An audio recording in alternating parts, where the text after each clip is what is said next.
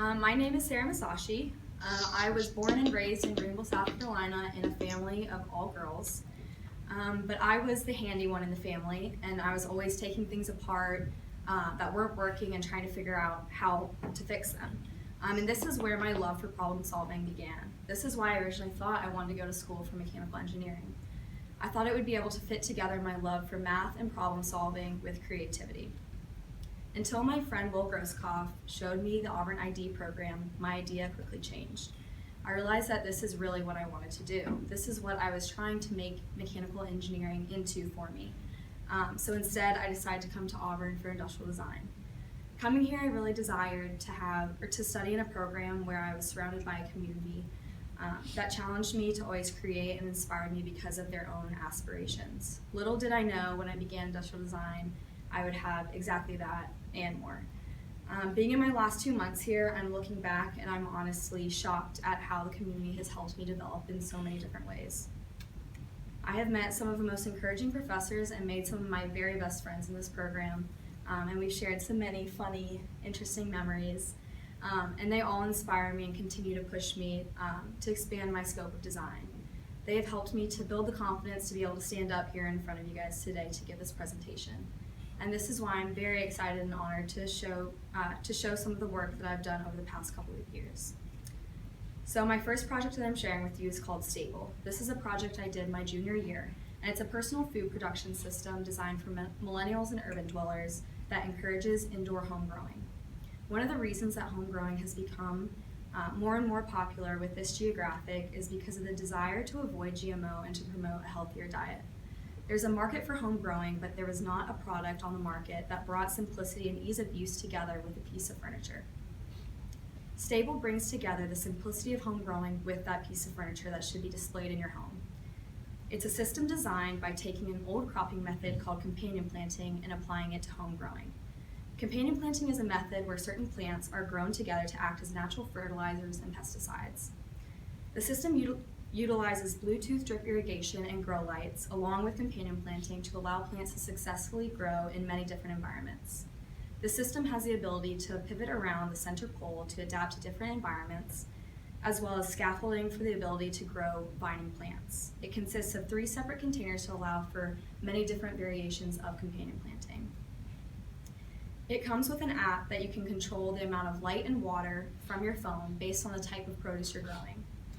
The app also suggests which plants to buy together to successfully utilize companion planting. This was the first project that really immersed me into the complete design process. It got me excited and motivated and really brought a spark of passion to finding problems and creating solutions. It prepared me for one of the most challenging projects that I've ever done in my time here, and that takes me to Nova. So that same semester, I did a personal transportation project on an electric scooter. This scooter was designed to deal with the first mile, last mile problem in cities. It was designed to allow easy transportation with storage and the ability to fold it and bring it on buses and subways. I love sharing this project not because of the outcome, but because of the process. I don't feel like I fixed certain problems well, but it taught me how to work my butt off in order to understand the process it takes to fix the problems. And don't get me wrong, we had a lot of fun in the studio. We got to buy a few manual and electric scooters and ride them around literally all the time for some very important research. And we spent a lot of time together in shop working on some very serious metalwork. But something huge that this project taught me was how to problem solve by not being afraid to just try something. That sometimes you just have to do it. You have to go into shop and crank out some models and see what happens. And you're probably gonna fail, and you may step on your prototype that you spent days working on and it's gonna snap in half, but you learned something huge from it every time. And at this point, I finally understood learning from failure and the importance of prototyping. Another large takeaway that I learned from the studio, and I apply to every project that I do now, is that when I'm so caught up with the design process and the project at hand, to take a step back and ask myself, who am I helping and what problems am I solving? And if I don't feel like I can answer those questions, I need to slow down for a minute and refocus. I realized that just because I've come up with a solution doesn't mean it's the best solution. That maybe I need to go back to the drawing board and find a solution that solves the problem in a more efficient way. That the design process isn't a straight line, it's messy. Sometimes you have to go back and rethink things to create meaningful solutions. And this project really prepared me to go into my last year here.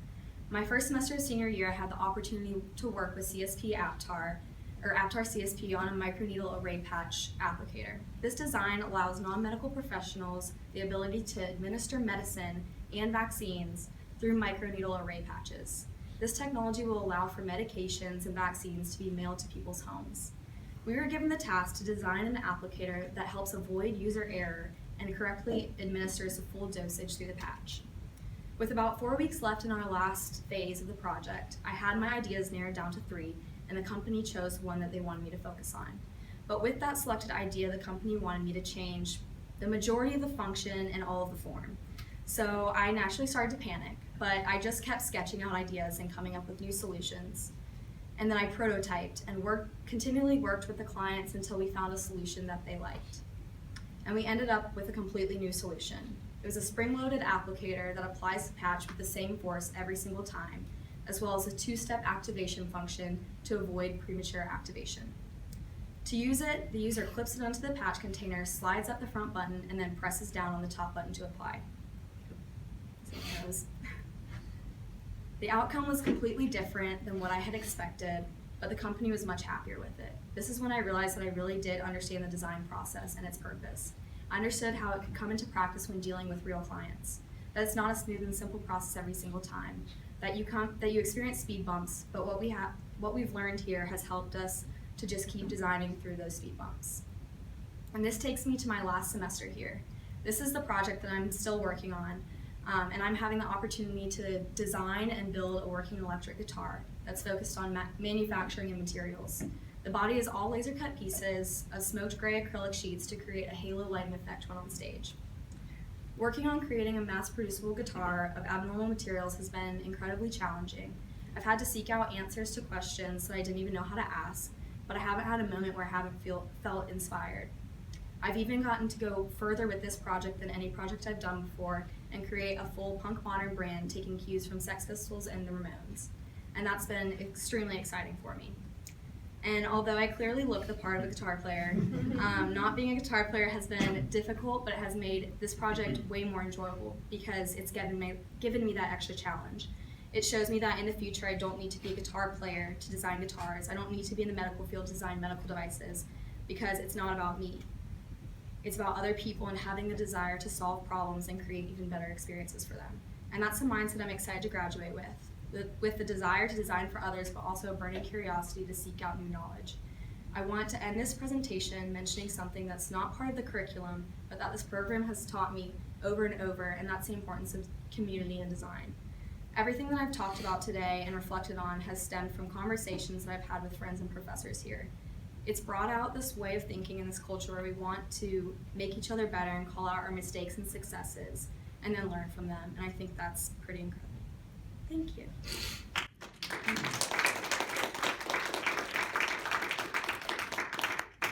All right. Hey guys, welcome. Thank you for being here. Thank you for giving us an opportunity to present to you today and kind of hear our story out, being able to explain ourselves and our design journey. With mine, today I'm gonna try to condense down my story, my life story a little bit, just kind of give you the essentials, things that it can be summed up to. Maybe 3 things really, with not too much impact. The first one, drug addiction. The second one, paying jobs. And the third, bike rides. Right, yeah. I'm gonna spend time how all these relate to one another. I'm not addicted to drugs, never have been, but they do play an important role. So bear with me a little bit as I tell you this story here. Right. I was born in '92. As a middle child into a family that's always been divorced, 2 sides of the family. My mom, she was addicted to drugs growing up. My dad only got to see 2 times a year. My mom's drug addiction, it actually was a blessing in disguise. It gave me freedom as a kid to think for my own, be my own person, do whatever I wanted. I didn't have any constraints. It was kind of bad off, happened for a while, but what it did, has anybody ever seen Mid-90s? No? It's a great movie, you should check it out, directed by Jonah Hill, but anyway, it's very relatable to how I grew up. It's a good one. But how I grew up essentially was with no curfews, no chores, no authority, no one to answer to. Get on my bike at 2 a.m. on a school night, ride to the gas station if I wanted to get a monster and play video games type situation. It just didn't matter. But what it did was it gave me a perspective, a comparison that I could compare the way my mom lived to how my friends' parents lived and how my dad actually lived, and I could contrast between the two. It really showed me that I didn't have to live by society rules. It opened up my mind to think freely that why someone else who was born into a more fortunate home had more opportunity. Why couldn't I have the same opportunity? Why couldn't I do that for myself? Why couldn't I write my own story, build my own narrative? So I've been working hard to do that. I still work hard to this day to do that, to be here.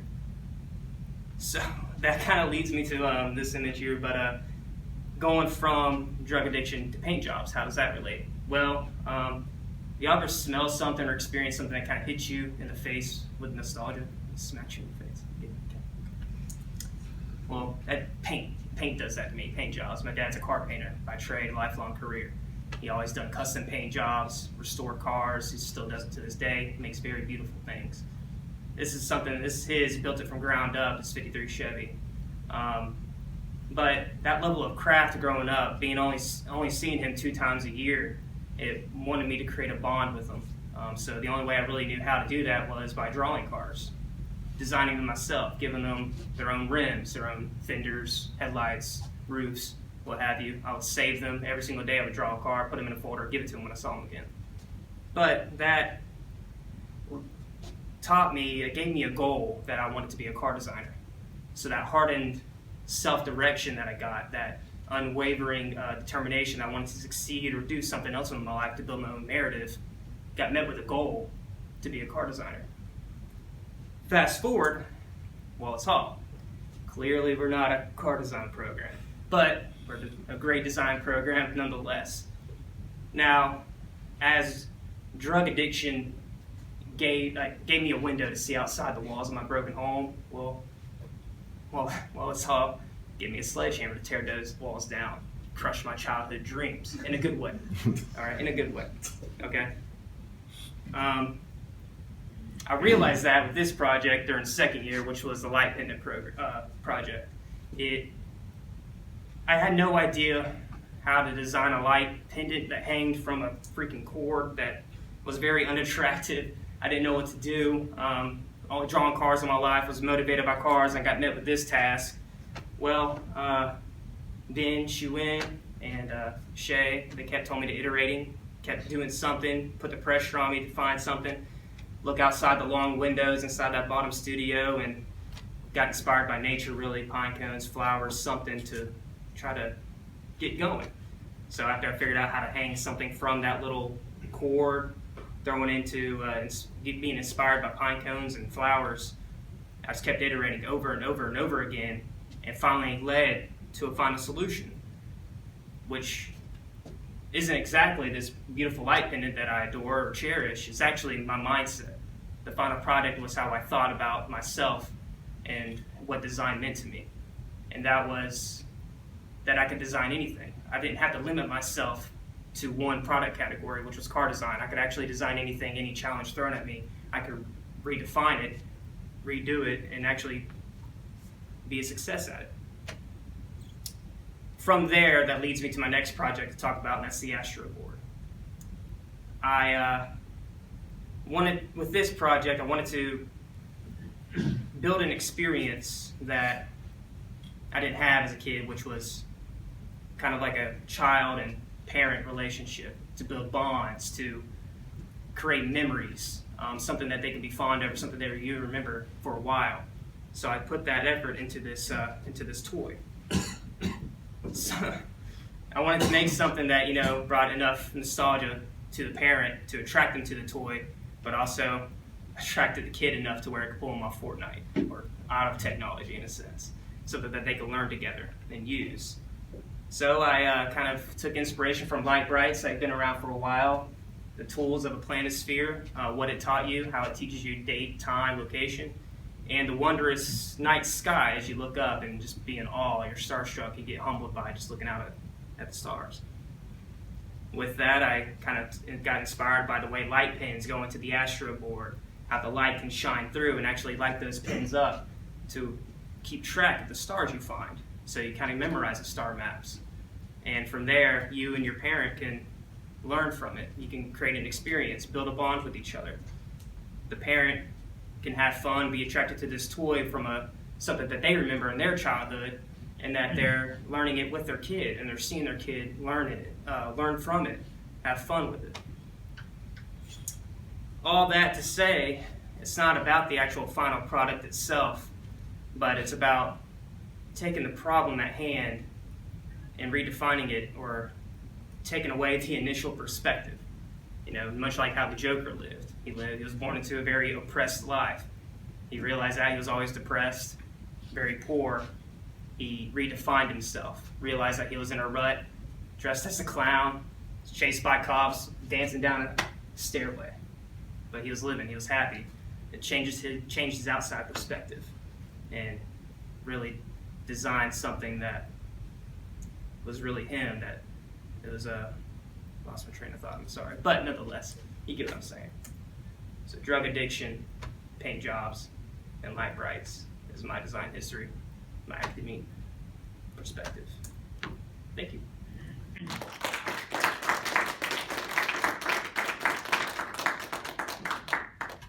Hi, I'm Sara Wilkinson, and looking back over my time at Auburn, this is a little bit of my story. So I started out as an artist, and then even in high school, loved to paint, do different things. Always been really curious, deep thinker. Anybody that knows me can confirm that, which is also why I'm going to go kind of fast on this.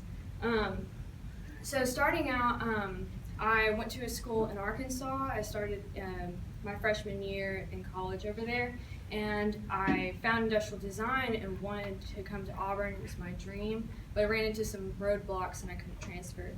So that was in 2016. Went home, regrouped, and then in 2017, the Lord changed those circumstances, and there were some circumstances that should not have been able to change, but that was a miracle that He had for me, and because of that, I wanted to capitalize on that opportunity, give it all I had out of thank you to Him, and that's where my design process started, is not necessarily in a competitive way, but just giving everything that I know I had in me, and just working hard with all I had.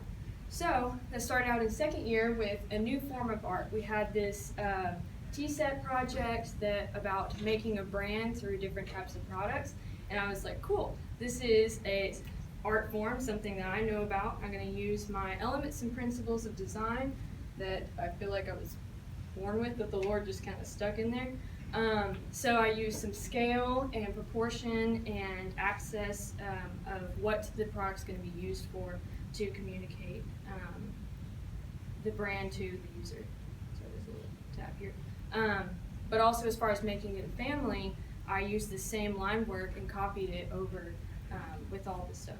So I went into CAD, made some mock-ups, and then I printed it off, just hand sketching on top of it, went back into CAD, did a little diverse process there.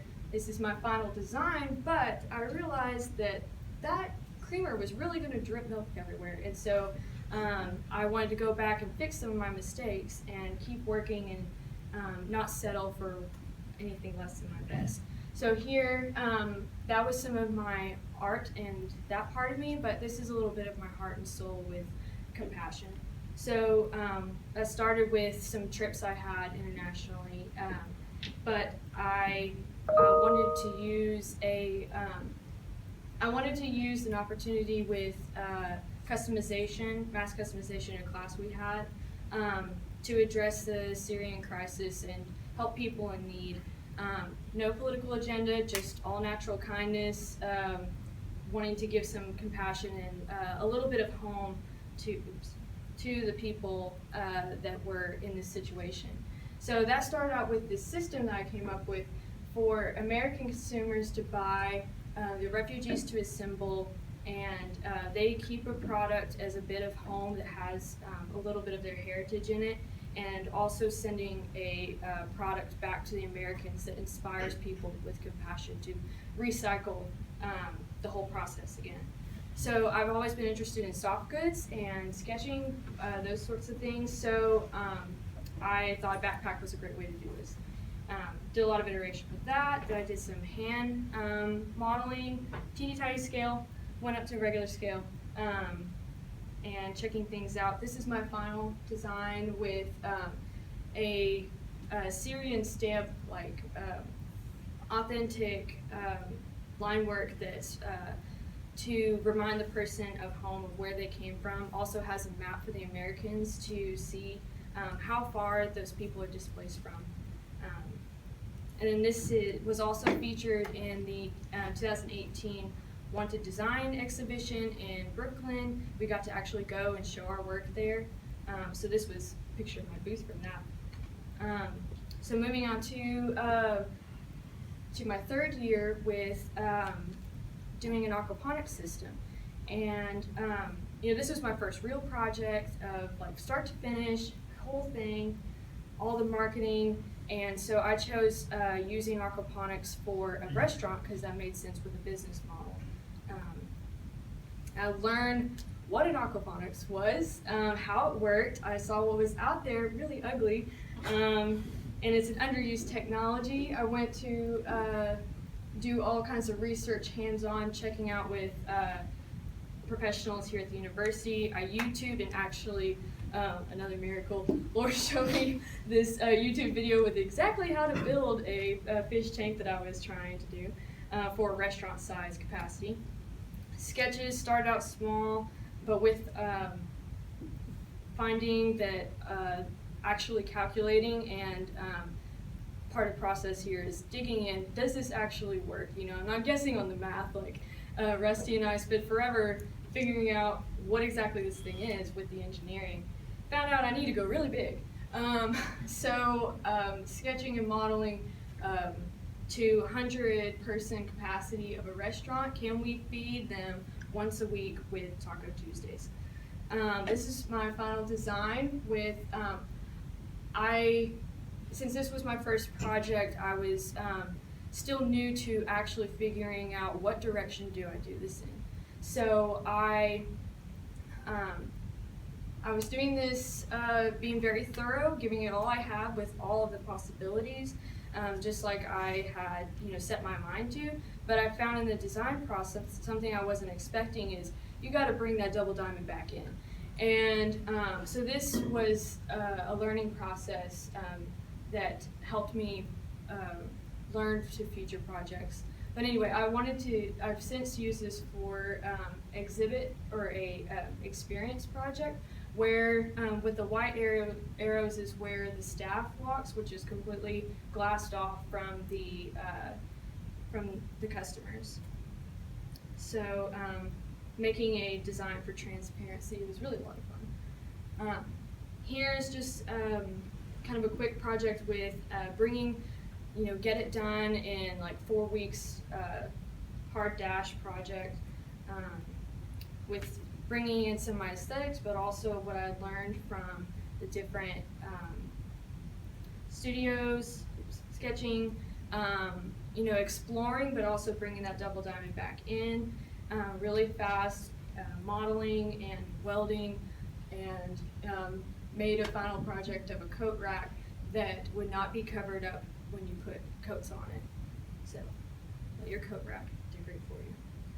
But now this brings me to my last semester's project where I really felt like I've got to bring all those things back in, everything that I learned through my time at Auburn. So this is with the Play Corps, where Research Park asked us to make outdoor workspace, and did some sketching, and then I did more sketching. And I took from the research that they didn't interact with each other, the people that worked there, and so I wanted to design for inclusion and building community, and that's where I started with the base arc being where you don't have to lean over each other to talk. From there, I made a modular seating design with toppers that can be arranged in whatever you need for the space, actually curving the furniture around the trees through the landscaping with all the different amenities that you might need. I even super simple connection and assembly in real processes with Playcore, made a 3D model, or well, I made this all in SolidWorks. Really proud that I actually figured that out. And 3D printing. But here's a little bit of what it might look like and all the advantages of how, even when you put this stuff together, that it's still consistently made for community throughout the entire situation, including the outdoor classroom. So that is what I call Forana collection.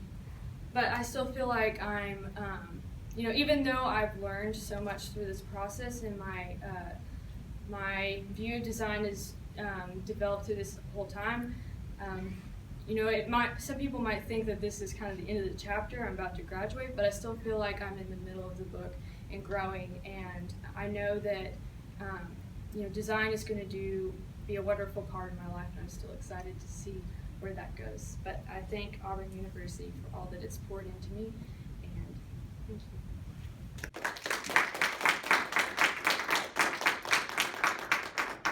Good afternoon. My name is Ledong Chan, and I'm from China, Guangzhou. As you guys know, I graduated in China 2016. I am 27 years old right now. The reason I'm still here for another bachelor degree is because I hate my major at that time. Anyway, so that was me the day before my graduation day. I was still finishing my final project. So my major was thermal engineering. As you guys might don't know what that is, this is what it is. I hate it. We have to calculate a lot of stuff. We have to design this ugly machine, and we have to have this kind of view every day. It's not funny at all. But I really appreciate that during that time I joined the photography club with a lot of my friends. We get to look at a lot of cameras. I was like, what on earth is happening with our cameras right now? They're so big, they're so ugly. But during the 70s, they're small. They're also full frame. They're so pretty. That's how I know about what is design, because a lot of friends I met there, they study all kinds of design, like environmental design, all kinds of stuff. So here comes where I am right now. I was telling my dad that I still want to have another bachelor degree for industrial design. Fortunately, he was very supportive, and so this is the first day I got into Auburn with my roommates. I was so excited, but what I didn't know about is the first year we're not in the design school, we're in the core courses. So the first class that I took is history. When I looked at all my pictures at that time, this 2016, I have all these kind of images. I still put it in my phone right now because these are every slides of my professor showing the classes. I took them, every single one of them, I read them after class. I set up meeting with the professors, but unfortunately, my professor was very nice. He was like, if you want me to teach you for extra time, I want to do you a favor. Every time we set up a meeting, you tell me what I taught on class. That was even harder for me because after the class, I need to figure out what he taught me. And I have to tell him that what he taught me. So, but anyway, that was the first lesson I learned by myself. And then, this is the first year of my design year. I'm so lucky I got through the summer off. And the first year we learned how to sketch, how to make foam core model, learn the forms, learn a lot of stuff. This is some of the works I've done. And then comes the second year. This is also from the first year. The second semester, we learn more about how to make research, how to generate ideas, and how to defend for our own design because we had a lot of presentation at that time. Anyway, and then there's something I'm very fortunate I participate in is we have an island trip in Auburn. The only thing I learned is English. Because I get to stick with all the Americans and I got to talk with them for 2 months. So I think I learned a lot from that time. Then this is my very first project I learned with Rusty. I used to think that being a good designer means you know how to sketch beautiful stuff and renders. And the second year changes my mind, and I feel like the more project I participate in, the more I learn. Being a good designer is nothing to do with all those things. It's just happened that good designers are able to produce both things. So what I learned from the first whole project is aquaponic. As you guys might see, Sara, they also have this kind of project. So following the professor's lead, I learned what is aquaponics. We have the market research, user personas, and we have generated a lot of ideas. And each of the ideas, I think they're very important because I spent a lot of time on sketching them. But finally, we narrowed down on the sketches in the middle. So we decided to how to make it possible. So then we talked to a lot of people, to a lot of people who are already professional artists. We learned about the tubing system, the engineering stuff, how things can made together, and how we packaging them, how to ship them. All this through the models and sketches then defines my final design. Here it is, final design. And then the next semester, we are more focusing on something that we can design and build them out. So it's a co-rack design. This time, I know that we are learning about building a co-rack. So I was like, I think this is a simple thing to do, but it's always the simplest thing is always the hardest because they're so simple. How are we going to design it? And then I thought about, I never learned about how to make bamboo. So I was like, I need to bring this kind of bamboo technology into my design. So here comes my initial ideas. You can see every of the sketches that are using a bamboo. I was like, I want to make sure that it can be beautiful. And then after talking with the professor and the people from the workshop, I learned something that to be able to make it happen, we need to be smart. Like, this is bamboo. Bamboo need mold. How can we make that possible? It's like, we need to build it very simple. So here's the images of how I make it, and this is the final product. And then, I began to know what is good. And then I keep sketch a lot. Then I applied for my very first internship at Dell. So Dell gave me an assignment. I made a lot of friends there. Gave me an assignment like building locomotion for big boxes. So I keep on sketches, and then I figured out I worked so hard I didn't talk to all the colleagues around me. So I learned how to talk to fit in the American society. I talked to engineer, usability team, IT pro, and build some cool stuff out of there. Anyway, this is my final design from that. And here comes my fourth year. Because of the internship, I learned so much. I learned I don't work too hard. That might kill my creativity. I learned meeting, to talk. So here are the stuff that I've done for the fourth year. So this is a multimeter. As you can see, this is a lot of messy stuff. We try to build it very clean. I have initial ideas, try to talk to a lot of professionals, try to think, try to design, and here comes my final design. And my final design is I'm very grateful to the company because they allowed us to have our own style. We can play with form, play with a lot of stuff. So try to bring some retro handles to the new device, and also more functional handles, and how to make them happen. And here it is. So, and also some UI design.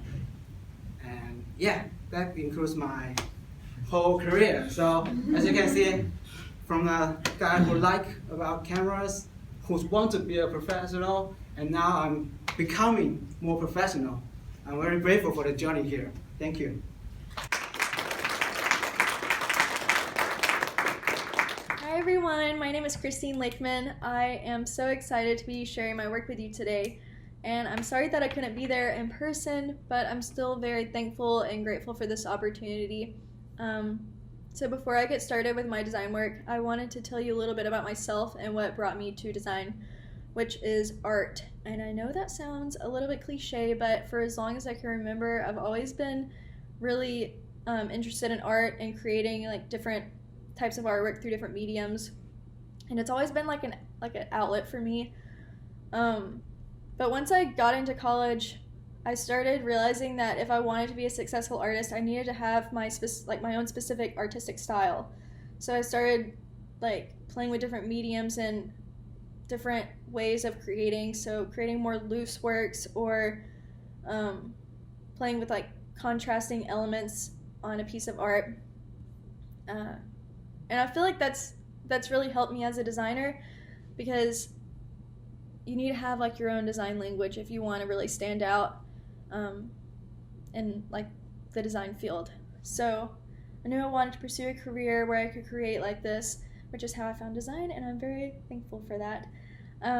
So since I've been in Auburn, I've worked on many different projects, whether it's been through studios with Auburn, or study abroad trips with different schools, or internships. I've done projects for different internships, but I didn't really find myself as a designer until I was halfway through my second internship. So that was over last summer, and I found what I wanted to do with my career in design. So during my first internship, though, with Peak Season, they are an outdoor furniture company in Birmingham, I learned here how to sort of balance my own design aesthetic with the company's aesthetic. So you can't always go to a company that already has this developed form language and just jump right into like things that you want to make. You sort of have to consider those and adapt. Because if I wanted to create something more modern for a traditional style furniture company, it doesn't always work that way. They need stuff that would fit with what they already have and continue with that line of work.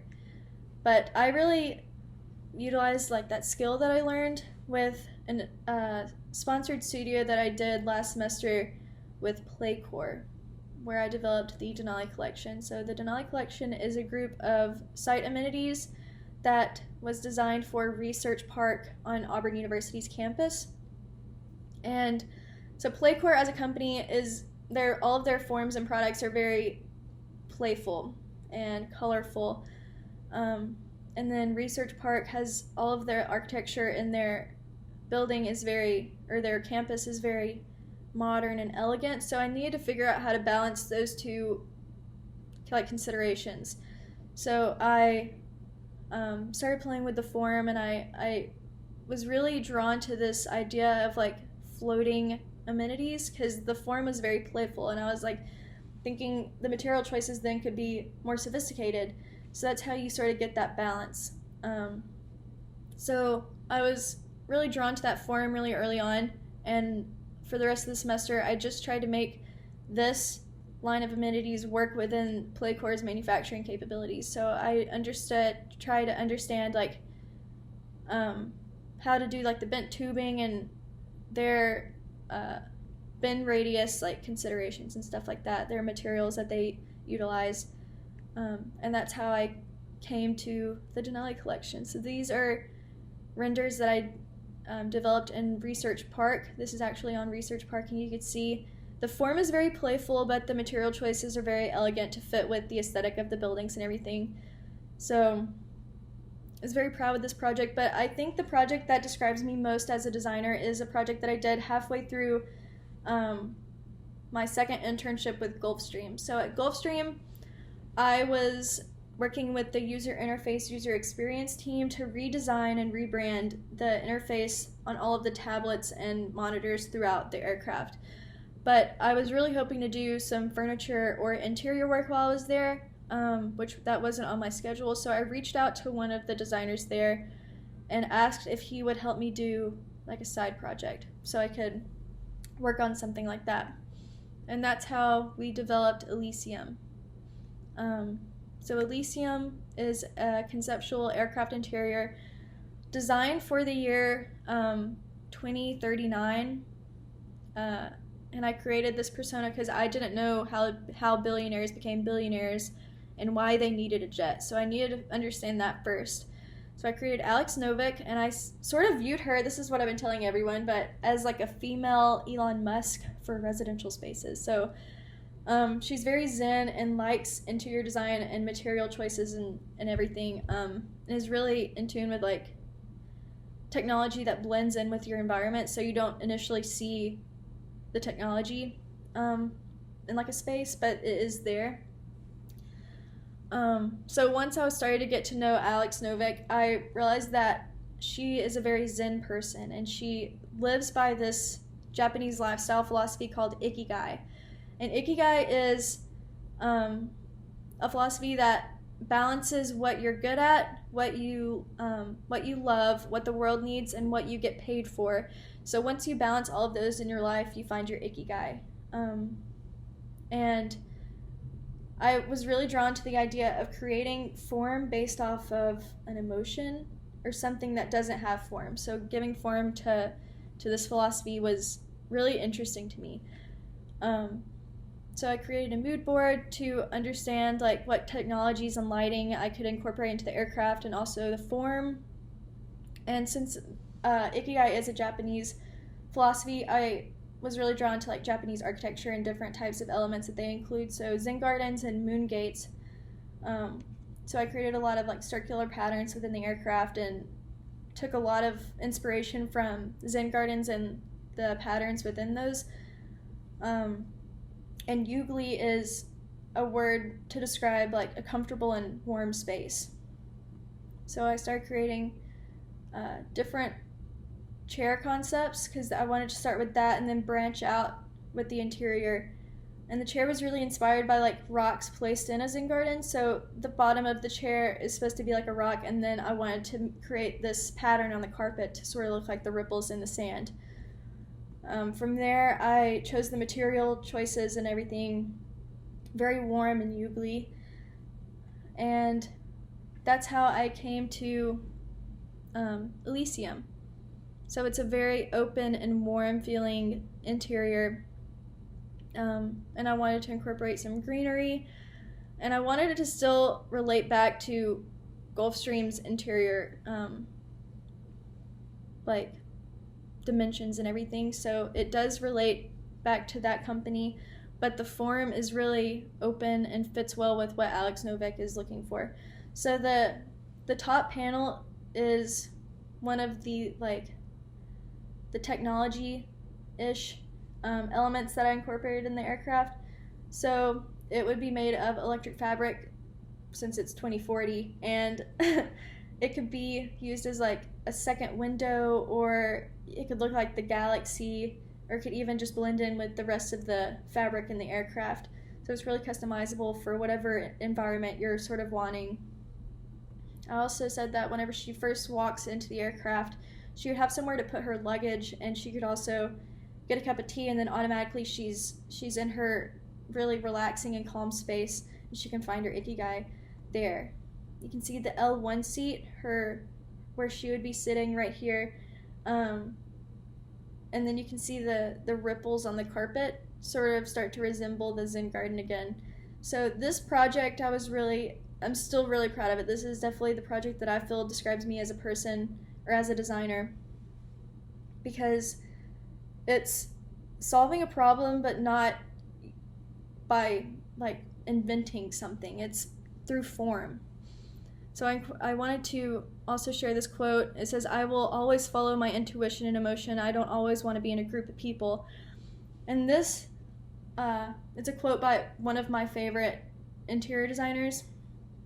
And I feel like it describes me and what I've learned at Auburn industrial design, because industrial design isn't just like a step-by-step process. It's really broad, and it's taught me a lot about how to be like my own person and my own designer. Since I do like the idea of creating emotion through form, it's more of a form-based thing, but industrial design is so human-centered, you could really go in any direction when it comes to that, and I'm very thankful for everything that Auburn has taught me. But yeah, thank you so much for your time, and I wish I could be there again, but yeah, thank you.